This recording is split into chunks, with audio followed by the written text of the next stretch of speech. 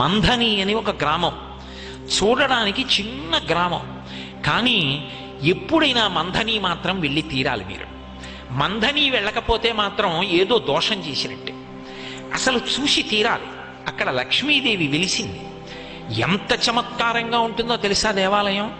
మీరు దేవాలయం ప్రాంగణంలో వెనక తలుపు తీసుకుని ఒడ్డున నిలబడితే ఆ వెనక ఉన్నటువంటి సరోవరం కనుచూపు మేర ఉంటుంది చెరువు. ఎంతంత తామరలు వికసిస్తాయంటే ఇంతంత తామర పూలు వికసిస్తాయి. అవే తీసుకొచ్చి అక్కడ లక్ష్మీదేవికి పూజ చేస్తారు.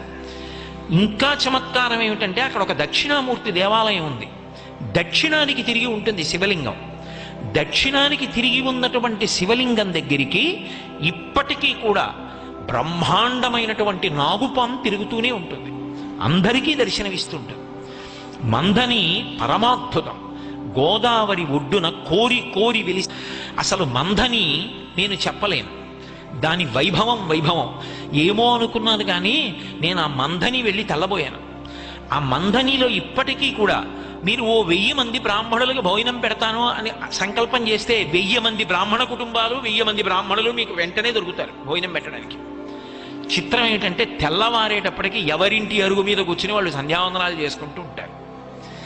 బ్రహ్మాండమైనటువంటి గౌతమి ప్రవాహం. అక్కడే చూడడానికి చాలా బాధ వేసిందనుకోండి. దేవాలయం అంతా పూర్తిగా శిథిలం అయిపోయింది. గౌతమ మహర్షి తపస్సు చేసి ప్రతిష్ఠ చేసినటువంటి అద్భుతమైనటువంటి దేవాలయం.